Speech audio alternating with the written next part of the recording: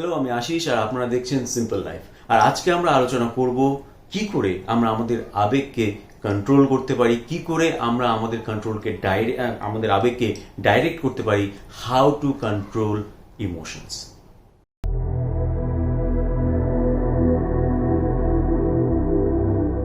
আমার আগের ভিডিওগুলোতে আমি বলেছি যে আমাদের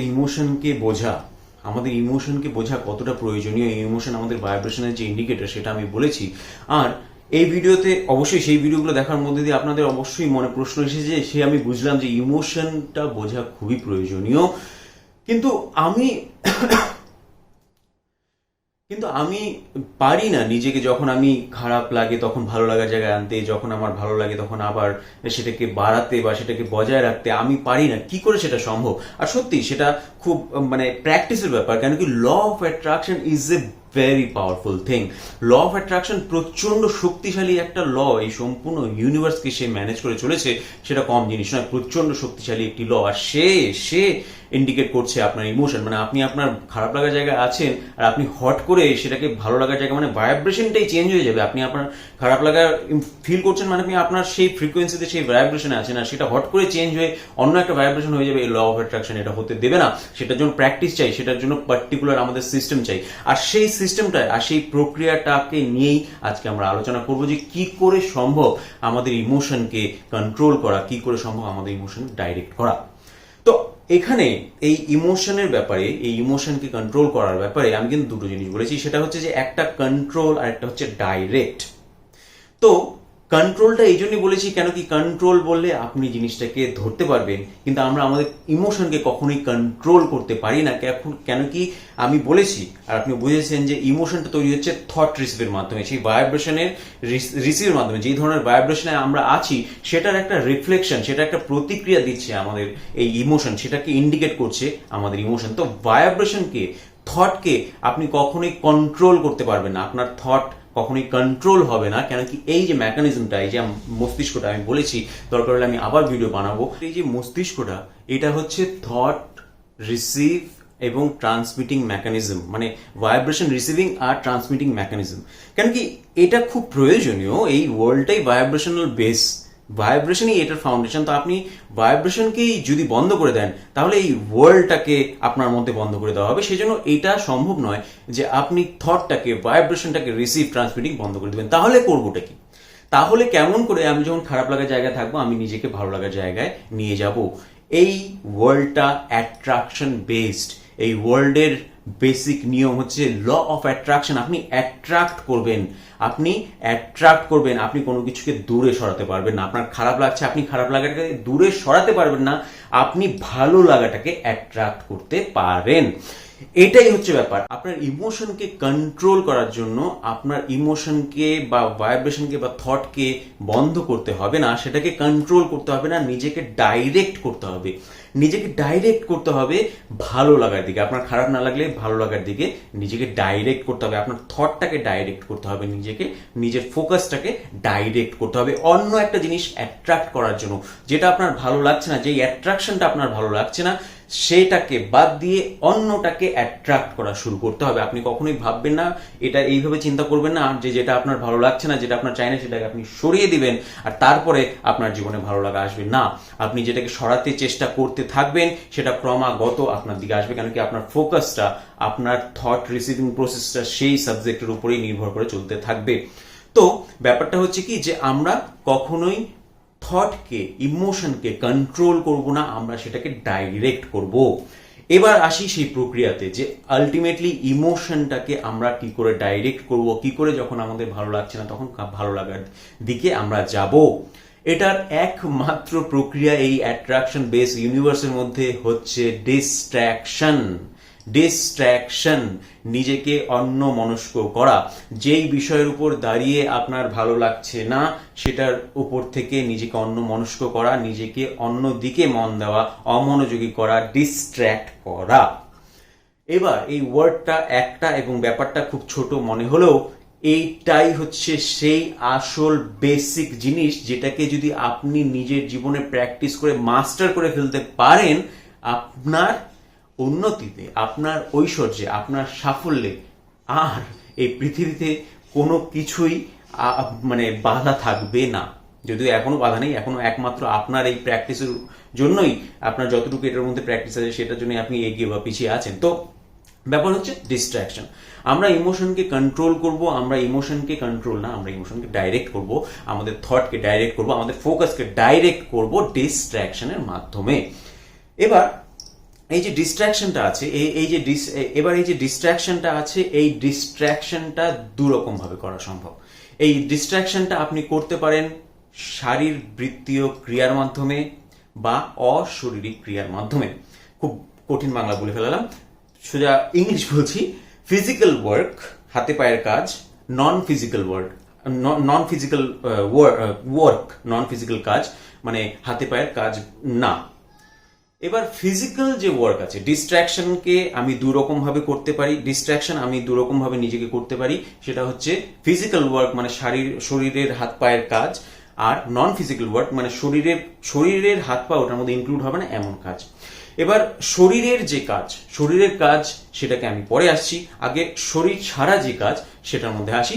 সেটা হচ্ছে দুরকম ভাবে সম্ভব। শরীর ছাড়া যে কাজটা করে আমরা নিজেকে ডিস্ট্র্যাক্ট করতে পারি সেটা হচ্ছে মেডিটেশন এবং স্লিপ। মেডিটেশন বা ধ্যান এবং স্লিপ বা ঘুমানো। এবার এটা অল্প অল্প অবশ্যই মেডিটেশন উপরে আমি ভিডিও বানিয়েছি, আপনারাও জানেন, করেনও আপনারা অনেকেই মেডিটেশন। তো এটার মধ্যে জাস্ট সিম্পল জিনিসটাকে বলে দিই যে মেডিটেশনটা আলটিমেটলি কি হচ্ছে। মেডিটেশনে আমরা একটা নির্দিষ্ট জায়গায় বসে দাঁড়িয়ে বা শুয়ে জিনিসটাকে করছি, তো তখন আমাদের হাত পা আমরা ইউজ করছি না, আমরা ইউজ করছি আমাদের মাইন্ডকে, আমাদের মাইন্ড ফোকাস করছি। আর মেডিটেশনে আমরা কি করি, মেডিটেশনে আমরা নিজেকে ডিস্ট্র্যাক্ট করি। মেডিটেশনে বসার আগে কি হয় যে বিভিন্ন বিষয়ের, বিভিন্ন বস্তুর দিকে আমাদের ফোকাসটা থাকে, সেই ফোকাসটাকে, সেই চিন্তা প্রবাহটাকে আমরা যে কোনো খুব সিম্পল একটা জিনিসের চিন্তা করে, একটা ছবি হতে পারে, একটা শব্দ হতে পারে, একটা বিন্দু হতে পারে, যে কোনো একটা কিছুর মধ্যে খুব সিম্পল একটা জিনিসের দিকে নিজের ফোকাসটাকে ডাইরেক্ট করি, হয় চোখ খুলে না হয় চোখ বন্ধ করে। মেডিটেশনের মধ্যে আমরা মাইন্ডফুলনেস মানে আমাদের মাইন্ড দিয়ে আমাদের ফোকাসটাকে, আমাদের এনার্জি ফ্লোটাকে, আমাদের থট ফ্লোটাকে ওই কঠিন খারাপ লাগা বা ভালো না লাগা বিষয়টার থেকে সরিয়ে এনে খুব সহজ যে কোনো বিষয়ের দিকে ফোকাস করা, জাস্ট খুব কম সময়ের জন্য 10-15 মিনিট সেটার দিকে ফোকাস করা। আর এইভাবে আমরা নিজেদের ডিস্ট্র্যাক্ট করি। আর সেই ডিস্ট্রাকশনটা আপনার ইমোশনটাকে কতটা গ্রো করে, ইমোশনটাকে কতটা ভালো করে দেয় সেটা আমরা সবাই জানি যারা আমরা মেডিটেশন করি। এবার মেডিটেশন গেল, স্লিপের ব্যাপারটা, ঘুমানোর ব্যাপারটা কি হচ্ছে যে ঘুমানোটা পুরোপুরি কনসিয়াস না। এই জন্য ঘুমের ব্যাপারটাতে অতটা বেশি লাভবান আমরা হই না, আপনি হবেন না ইমোশনকে ডাইরেক্ট করার ক্ষেত্রে, আপনার থটকে ডাইরেক্ট করার ক্ষেত্রে। কেন কি, ঘুমের যে ব্যাপারটা সেটা হচ্ছে যে ঘুমালে আমরা আমাদের কনসিয়াসনেসকে ছেড়ে দিই। আমাদের যে কনসিয়াস এনার্জি ফোকাস আমাদের এই শরীরে আছে, আমাদের গ্রেটার পার্টের যে পিওর জায়গায়, যে গ্রেটার পার্টে আমরা আছি, সেই গ্রেটার পার্টের জায়গার সঙ্গে আমাদের এই ফিজিক্যাল যে কনসিয়াস পার্টটা সেটা গিয়ে ঘুমোলে আমরা মিলে যাই। আমাদের কনসিয়াসনেসকে, আমাদের এই ফিজিক্যাল কনসিয়াসনেসকে আমরা লিভ করি, আমাদের এই শরীরের মধ্যে থাকা এনার্জিকে আমরা লিভ করে আমরা ফুল পিওর পজিটিভ এনার্জির সঙ্গে মিলিত হই যখন আমরা ঘুমোই। এবং সেই জায়গায় আমাদের ভাইব্রেশনাল টিউনিং হয়, তো আমরা সেটা কনসিয়াসলি করি না। তাই ঘুমানোর সময় অবশ্যই আমাদের ভালো লাগে, কিন্তু ঘুমানোর আগে আপনি যেই ধরনের চিন্তায়, মানে আপনার ঘুমানোর আগে যদি, ইমোশন বললে ভালো হবে, আপনার যদি ঘুমানোর আগে অতটা ভালো না লাগতে থাকে, আপনি ঘুমের পরে ওঠার পরেও আপনি ঘুম থেকে ওঠার পরেও আপনার সেই খারাপ না লাগাটা চলতে থাকার সম্ভাবনা থাকে। এইখানে শুধু দুটো জিনিসকে মানে ফোকাস করতে হবে, যে ঘুমের সময় কিন্তু আপনার ভালো লাগছে, তো সেটা একটা রিলিফ। আপনার সেই খারাপ লাগার থেকে, আপনার ভালো না লাগার থেকে আপনি নিজেকে রিলিফ দিতে পারছেন, নিজেকে স্বস্তি দিতে পারছেন। তো ঘুমের সময় আপনার ভালো লাগছে, সেটাও আপনাকে সার্ভ করবে। কিন্তু এটার মধ্যে মানে মেইন যে জিনিসটাকে আপনি খেয়াল করবেন সেটা হচ্ছে ঘুম থেকে ওঠার পরে, আমি কি বলছি, 15 সেকেন্ড আপনার যে কোনো জিনিসকে ফোকাস দিতে হয় সেটার মধ্যে অ্যাট্রাকশনটাকে অ্যাক্টিভেট করার জন্য, ল অফ অ্যাট্রাকশনের মধ্যে আপনার দিকে সেটাকে অ্যাট্রাকশনটাকে অ্যাক্টিভেট করার জন্য আপনার মিনিমাম 15 সেকেন্ড একটা জিনিসের দিকে ফোকাসটাকে দিতে হয়। এবার আপনি যখন ঘুমোচ্ছেন তখন আপনি আপনার কনসিয়াসনেসটাকে লিভ করে দিচ্ছেন, আপনার কিন্তু যেই জায়গায় ভাইব্রেট করছিল সেটা সেই জায়গায় রয়ে যাচ্ছে। এবার আপনি যখন ঘুম থেকে উঠছেন, আপনার ওই যে 15 সেকেন্ড একটা গ্যাপ কিন্তু আপনি পাচ্ছেন। ঘুম থেকে উঠেই জাস্ট আপনার কনসাসনেসটা আবার আপনার বডিতে আসলে আপনি এই ফিজিক্যাল বডির মধ্যে ফুলি কনসাস হলেন, আর আপনি কিন্তু তারপরে এই 15 সেকেন্ড গ্যাপ পাচ্ছেন যে আপনার প্রথম 15 সেকেন্ডে আপনি যেই জিনিসটার মধ্যে থেকে ফোকাস দিয়ে শুরু করবেন ল অফ অ্যাট্রাকশন, তারপরে 15 সেকেন্ড, তারপরে 15 সেকেন্ড, এইভাবে অ্যাট্রাকশনটাকে করতে থাকবে। তো এটাও প্র্যাকটিসেরই ব্যাপার যে আপনার খারাপ লাগার জায়গাতে আপনি ঘুমোলেন আর উঠেই আপনি সেটা চিন্তাটাকে বাদ দিয়ে অন্য একটা বিষয়ের দিকে নিজের চিন্তা দেবেন, সেটাও প্র্যাকটিসের ব্যাপার, কিন্তু সেটা কিন্তু অসম্ভব না, আপনি সেটা করতে পারেন। আর সেটার মধ্যে সবচেয়ে মূল্যবান হচ্ছে সেই প্রথম 15 সেকেন্ড, ঘুম থেকে উঠেই 15 সেকেন্ড। সেটা আপনি সে রাতেই ঘুমিয়ে সকালে উঠুন, বা যে কোনো সময় আপনার ভালো লাগছে না, আপনি জাস্ট একটু রেস্ট নিলেন আর তারপর উঠুন, আপনি যতবার ঘুম থেকে উঠবেন আপনার সেই 15 সেকেন্ডের জায়গাটা কিন্তু রয়ে যাবে নিজেকে ডাইরেক্ট করার জন্য। তাহলে চলে গেলাম আমরা নন ফিজিক্যাল, আমাদের শরীর বাদে যে কাজগুলো দিয়ে আমরা নিজেকে ডিস্ট্র্যাক্ট করতে পারি সেটা বললাম। এবার শরীর দিয়ে কি কাজ করে আমরা নিজে ডিস্ট্র্যাক্ট করতে পারি, ফিজিক্যাল ডিস্ট্রাকশনাল ওয়ার্ক। সেটা হচ্ছে আপনার যখন ভালো লাগছে না কোনো একটা বিষয়ের দিকে, আপনি বুঝবেন আপনি প্রতিদিন প্রতি মুহূর্তে কোনো না কোনো বিষয়ের দিকে নিজের ফোকাসটাকে দিয়ে রাখছেন।